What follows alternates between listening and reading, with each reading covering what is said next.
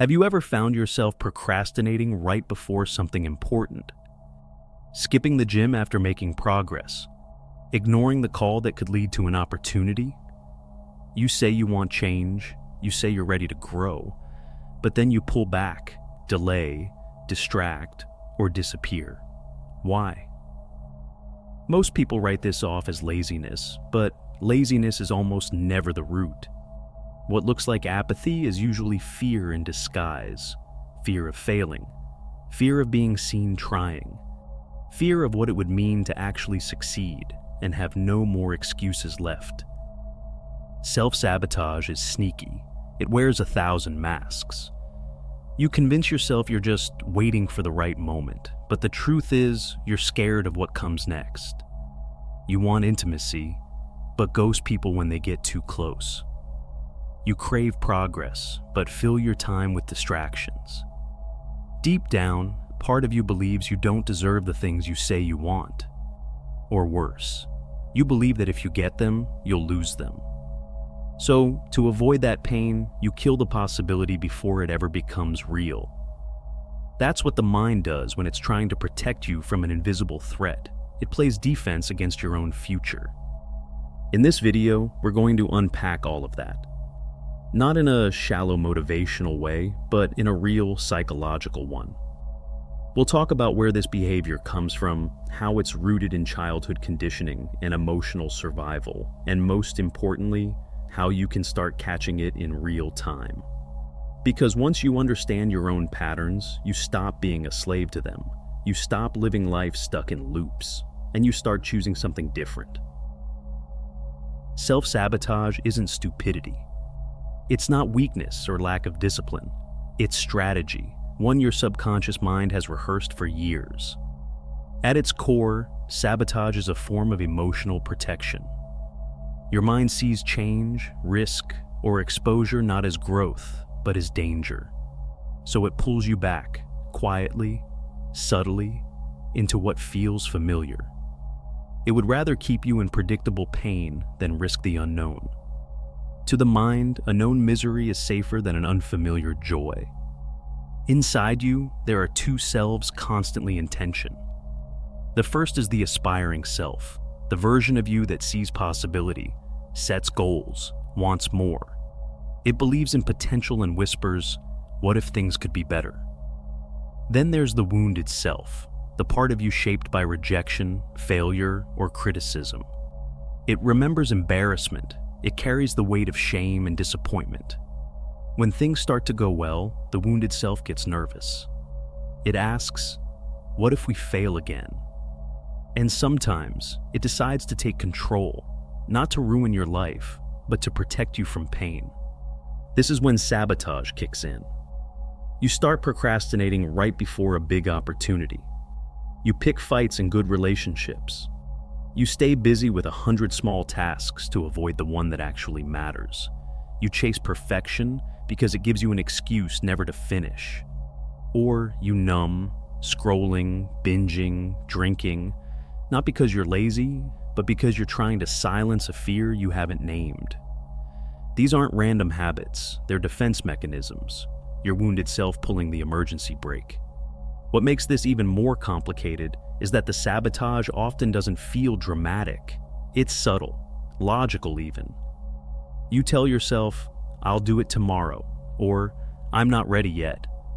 And because no one else can hear that quiet inner war, you suffer in silence, stuck between what you want and what you fear.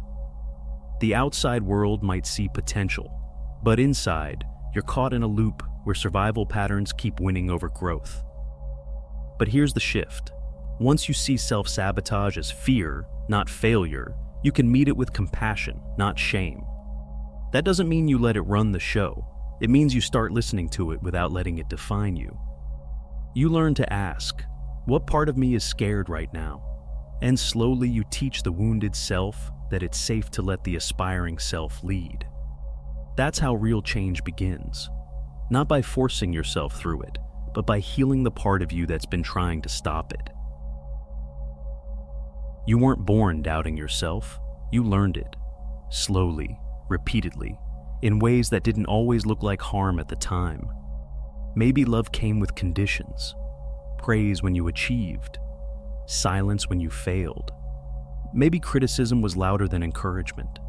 Or maybe there was neglect, chaos, or unpredictability, and somewhere deep inside you formed a belief. I'm not safe. I'm not enough. Good things don't last. As a child, you didn't have the tools to question those messages. You absorbed them like truth. And now, as an adult, you're still living by those rules, often without realizing it. This is the hidden root of self-sabotage, a scared inner child running the show from behind the scenes. You want love, but you push it away because somewhere along the line, you learned it hurts. You want success, but part of you believes it'll be taken from you, or that you'll mess it up and disappoint everyone. So your mind jumps ahead, trying to protect you from future pain by avoiding the risk altogether. And because the past taught you to expect rejection, chaos, or loss, you start creating it yourself. It feels familiar. In a strange way, it feels safe. It becomes a self-fulfilling prophecy. Your subconscious isn't trying to make you happy. It's trying to prove itself right. If you believe you're unlovable, your mind will bend reality to confirm it. You'll misread a neutral tone as anger. You'll pick people who mistreat you. You'll stay small in rooms you deserve to lead. Not because you're broken, but because your nervous system still thinks it's protecting that younger version of you who once needed that armor to survive.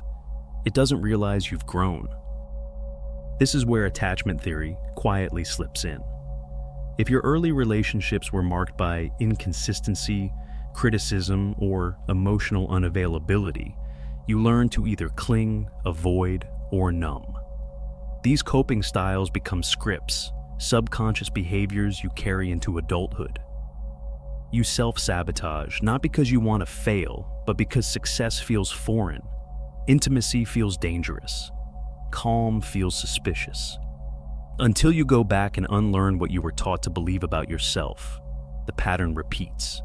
Because deep down, the wounded child in you still expects the same outcome. We live in an age where you are constantly reminded of who you should be. Open your phone, and you're flooded with filtered lives, curated wins, and metrics that seem to measure your worth: likes, followers, productivity hacks. You see people your age doing more, having more, being more, and without realizing it, you start to feel like you're falling behind. Like no matter how much you do, it's never enough. That's the comparison trap, and it's everywhere. The result? A quiet erosion of self-trust. You stop honoring your own path because it doesn't look like theirs. At the same time, instant gratification is rewiring the way we deal with discomfort. Growth, real growth, requires sitting in uncertainty, pushing through boredom, facing fear. But the modern brain is conditioned to escape those feelings. One uncomfortable thought, and you scroll. One failure, and you shut down. One difficult emotion, and you numb it with food, content, noise. Our tools are powerful, but they've made distraction the default. Self-sabotage isn't always loud or dramatic. It's often subtle, 100 tiny choices to avoid facing yourself. Hustle culture doesn't help either. We're told to work harder, move faster, optimize everything. But no one tells you to pause. No one says, hey, maybe your procrastination isn't laziness, it's grief, or fear, or burnout. Emotions get treated like weaknesses, so we learn to bury them under productivity. But what isn't processed gets repeated. You can't outrun your own mind, so instead of healing, we perform. We succeed on paper and feel empty inside, and eventually something cracks. And when you're not actively sabotaging yourself with fear, you're likely doing it with distraction. Our world is engineered to keep you from sitting still. Stillness is where your inner voice speaks, but silence is rare now. Every idle moment gets filled, and the more you avoid yourself, the harder it becomes to know who you even are. You start living reactively, not intentionally. Your life becomes noise. And the scariest part? You might not notice because this kind of self-abandonment is socially accepted, even praised. So, yes, self-sabotage is personal, but it's also cultural. This environment is not neutral. It tests your inner strength daily. The pressure, the noise, the expectations, they can drown you if you're not conscious of them, but awareness is the key. Not to blame the world, but to wake up in it. To remember, the ability to think deeply, feel fully, and act intentionally has never been more rare or more necessary. You can't fix what you don't see, and most self-sabotage doesn't look like sabotage. It looks like taking a break, waiting for the right time, or just not feeling ready. It disguises itself as logic, even responsibility, but underneath, fear. Every time you get close to growth, to change, to something that might challenge your self-image, that's when the saboteur shows up. So, the first step is learning to spot the pattern. Ask yourself, when do I usually pull away? What situations make me retreat, delay, or disappear? These patterns are not random. They're protective, but outdated. Start paying attention to what comes before the behavior. The thoughts that quietly slip in like whispers, "You're not good enough. They're going to see through you. You'll just mess it up anyway." That voice, it's not you.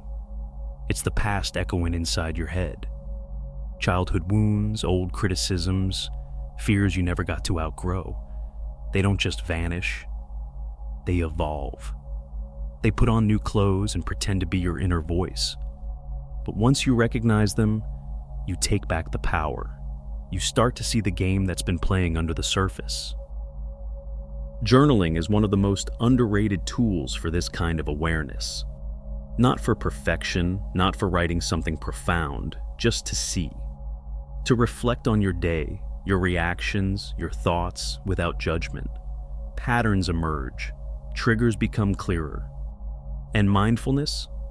It teaches you to pause in the gap between stimulus and response. That moment is everything. That's where choice lives. And with enough practice, the reactions that used to control you lose their grip. There's also something powerful in naming your inner critic. Literally. Give it a name. Give it a personality. Separate it from yourself. The critic thrives in silence. It wants you to believe it is you. But once you see it for what it is, a voice that was planted in you, not born from you, you can talk back. You can challenge it. You can say, "Not today." Jung said it best. Until you make the unconscious conscious, it will direct your life and you will call it fate. This is the work, making the unconscious conscious, finding the saboteur hiding in plain sight. This process isn't easy. It takes honesty, patience, and a willingness to see things you might have spent years avoiding. But the alternative is letting fear run the show. And you've already seen where that leads.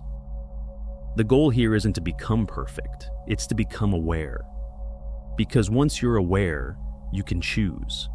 And that's where freedom begins. You don't need to become someone new. You just need to stop being who you're not. Most of the things holding you back aren't part of your identity, they're part of your conditioning. Learned responses, old defense mechanisms, inherited beliefs. The antidote to self-sabotage isn't to hustle harder or shame yourself into changing. It's self-compassion paired with courageous, consistent action. It's learning to see yourself clearly, not critically. To say, "I get why I do this, and I'm choosing something different." That shift, from judgment to understanding, is what opens the door to real change. Start small, not because small is easy, but because small is honest. One promise kept to yourself today, one hard conversation, one time you move toward discomfort instead of away from it. These are not just wins, they're rewiring. Every time you follow through, you're proving to your nervous system, "I can be trusted." That's what breaks the cycle. And when you fail, because you will, don't treat it like confirmation of your worst fears. Treat it like data, feedback. Not, I'm a failure, but something didn't work. What can I learn? This isn't toxic positivity.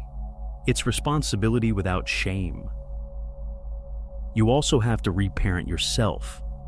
That means becoming the voice you needed when you were younger.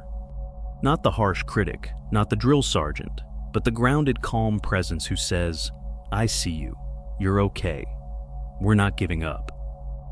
A lot of us are trying to run forward while dragging the weight of unhealed neglect behind us. At some point, you have to stop and take care of the version of you that never got what they needed. Because if you don't, they'll keep pulling you back, again and again. Reparenting isn't soft. It's the strongest thing you'll ever do. And finally, make it boring. Everyone wants breakthroughs, but what actually changes your life is showing up when it's unglamorous. Healing is in the repetition, the morning routines, the boundaries upheld, the moments no one sees. You were not broken. You were just wired for survival. But you're not in survival mode anymore, at least not if you choose not to be. Every time you act from growth instead of fear, your future shifts. And one day, without even realizing it, you'll look around and think, I'm not fighting myself anymore. You're not your own enemy. You're your own ally.